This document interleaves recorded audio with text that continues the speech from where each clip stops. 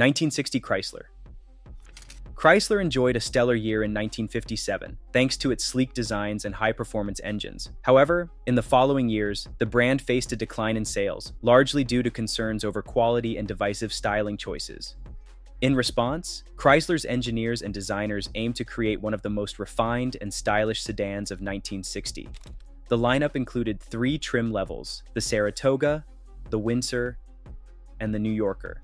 A major innovation in the 1960 Chrysler was its unibody construction, a significant departure from the traditional body-on-frame design that was common at the time. While the classic approach was strong, it was also heavy and limited future advancements. Chrysler became one of the first automakers to introduce groundbreaking engineering solutions, ones that would later become industry standards. Prices started at just over $3,000, with top-tier New Yorker models reaching around $4,500. Under the hood, buyers could choose from powerful V8 engines, delivering between 305 and 350 horsepower. 1961 Lincoln Continental. In the late 1950s, Lincoln, Ford's luxury division, lagged behind Cadillac in both sales and prestige. Despite producing large luxury cruisers with powerful engines, Lincoln models lacked the visual appeal of their Cadillac rivals. Determined to change the narrative, Ford introduced the stunning 1961 Lincoln Continental. The reveal of the new Continental left the automotive world in awe. With its clean, modern lines, restrained use of chrome, and futuristic styling, it redefined luxury design. The fresh look resonated with buyers, leading to a dramatic sales surge. The Continental even became the official White House car, admired for its stately and dignified appearance. One of its most distinctive exterior features was the use of suicide doors, rear doors that opened toward traffic. While not the most practical choice, they added to the car's unique charm. Another standout offering was the rare and stylish 4-door convertible version, a one-of-a-kind model that quickly gained popularity. 1961 Pontiac Tempest. By the early 1960s, all major American automakers had entered the compact car market. Chevrolet introduced the Corvair, Ford rolled out the Falcon, Plymouth launched the Valiant, and Pontiac unveiled the Tempest. While most of these smaller models were essentially scaled-down versions of full-size cars, Pontiac took a more innovative approach with the Tempest. This groundbreaking vehicle stood out with its independent suspension system at all 4 wheels, an uncommon feature in an era when most cars still relied on a solid rear axle. Another unique aspect was its engine. Instead of the traditional inline-6 used by competitors, the Tempest came equipped with a 4-cylinder engine derived from a V8, offering impressive efficiency without sacrificing performance. One of the most fascinating aspects of the Tempest was its innovative drivetrain. Instead of a traditional front-mounted transmission with a driveshaft running to the rear wheels, Pontiac engineered a transaxle design with a rear-mounted gearbox, an unheard-of concept at the time. Even more unique, the Tempest ditched a conventional driveshaft entirely, opting instead for a torque tube with a flexible cable inside. This setup gave the compact Tempest exceptional weight distribution and handling, setting it apart from the competition. Additionally, by eliminating the need for a bulky transmission tunnel, Pontiac created a surprisingly spacious cabin that could accommodate 6 passengers. Compared to other compact cars of its era, the 1961 Tempest felt like something from the future. Over its production run, Pontiac sold more than 200,000 Tempests, making it a solid success.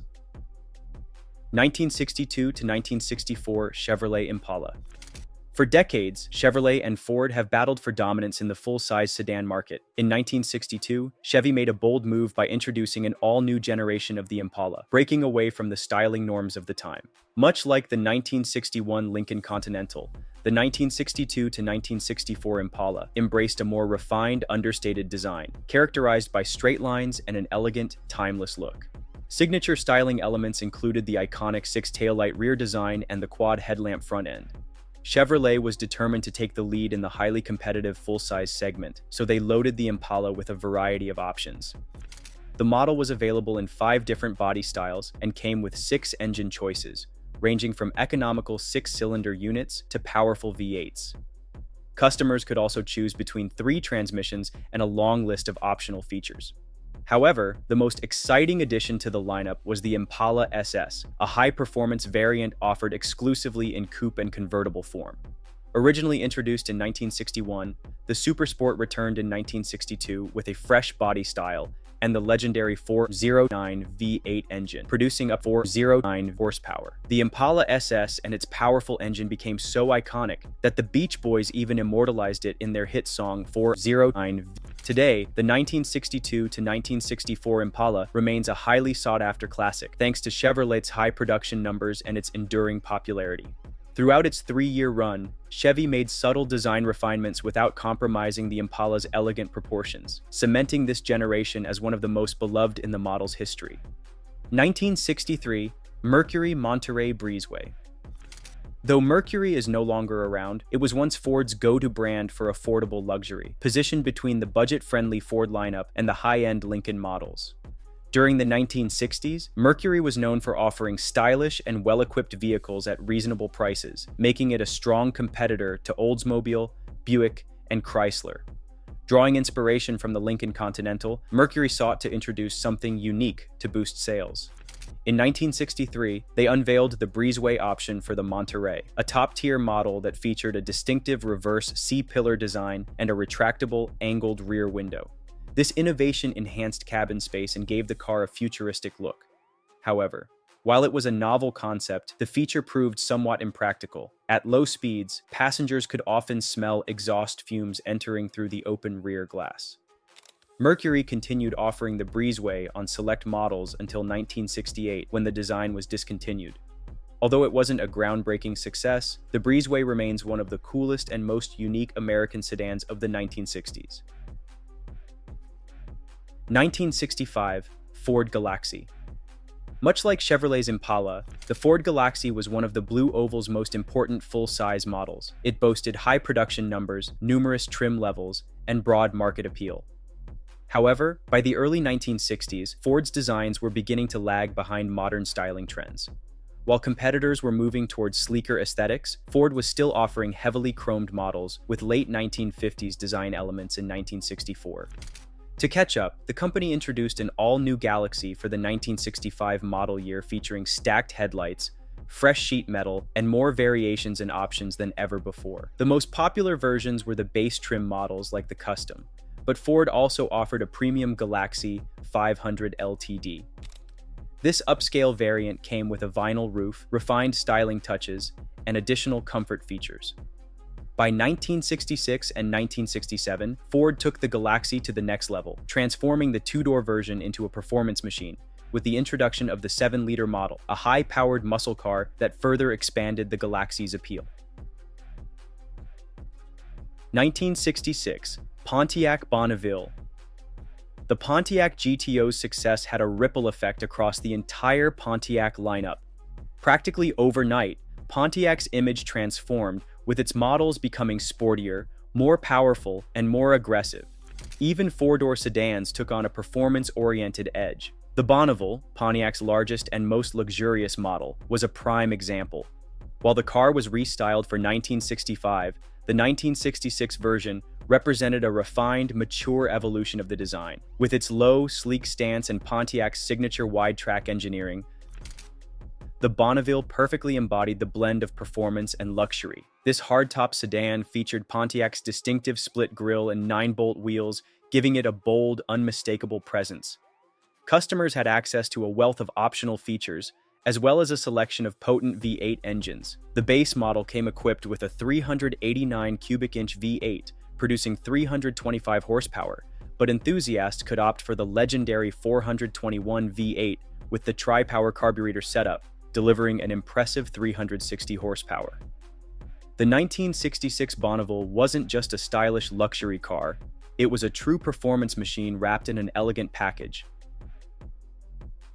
1967 Ford Thunderbird. You might not expect to see the Ford Thunderbird on a list of the best sedans of the 1960s, given its reputation as a two-door coupe. However, from 1967 onward, Ford introduced a four-door version featuring Lincoln-style suicide rear doors. The growing success of the Mustang pushed the Thunderbird further into the luxury segment, shifting its identity from a sporty coupe to a high-end personal luxury car. To appeal to a broader market, Ford introduced the four-door Thunderbird, offering a unique blend of sportiness and comfort. Under the hood, the standard engine was a 390 cubic inch V8, but buyers could opt for the more powerful 428 V8. This wasn't the high-performance 428 Cobra jet found in Mustangs and other muscle cars. 1968. Imperial. Chrysler's luxury division, Imperial, had long provided a high-quality alternative to Cadillac and Lincoln. With powerful engines, plush interiors, and refined styling, Imperials were an excellent choice for buyers seeking exclusivity. However, by the late 1960s, the Imperial brand was struggling to keep up with its competitors. The 1968 model was the last to feature a distinctly unique design, before Imperial's styling became more closely aligned with Chrysler's mainstream models. In 1967, Chrysler transitioned Imperial to a unibody construction to cut production costs. While this didn't compromise comfort, it marked a shift away from the brand's traditional body-on-frame luxury approach. The 1968 Imperial featured only minor design updates, but retained the robust 440 cubic inch V8, producing 350 horsepower. After 1968, Imperial remained Chrysler's top-tier model, but it gradually lost its distinctiveness and exclusivity. 1968 Cadillac DeVille. By the late 1960s, Cadillac was at the peak of its success. With strong sales figures and a reputation for luxury, the brand dominated the high-end automobile market. The front-wheel drive Eldorado had gained attention, and Cadillac continued refining its lineup. For 1968, Cadillac introduced its best engine yet, the 472 cubic inch V8, which became the standard power plant across all models. Producing 375 horsepower, this engine delivered effortless power, making the DeVille one of the finest luxury sedans of the decade. Cadillac also enhanced the design language first introduced in 1965, incorporating stacked headlights and a bold, imposing grille. The 1968 DeVille was the perfect combination of power, prestige, and timeless elegance. 1968. Oldsmobile 98. Many car enthusiasts tend to overlook just how respected Oldsmobile was in its prime. Once a key player in General Motors' lineup, Oldsmobile was known for delivering luxury, reliability, and performance at a more affordable price than Cadillac. The Oldsmobile 98 sat at the top of the brand's hierarchy, offering premium styling, high-quality craftsmanship, and powerful engines. The 1968 model stood out as one of the best years, featuring a refreshed design, a wealth of comfort-focused features, and an impressive 455 cubic inch rocket V8. With 365 horsepower under the hood, the Oldsmobile 98 delivered both refinement and serious performance. This model solidified Oldsmobile's reputation as a worthy rival to even the most prestigious luxury brands of the time. 1969 AMC Ambassador. AMC was best known for producing affordable, practical cars, while frequently struggling with financial instability. However, the late 1960s marked a strong period for the company with rising sales and a growing market share. During this time, AMC introduced several exciting models, including the Javelin and AMX, which showcased the brand's ability to create sporty and appealing vehicles. Seeking to expand further, AMC decided to enter the full-size sedan market with the 1969 Ambassador. Unlike many of AMC's earlier offerings, the Ambassador was designed to compete with more established full-size cars, providing an upscale appearance, solid performance, and a comfortable ride, all while maintaining AMC's signature affordability. Thanks for watching.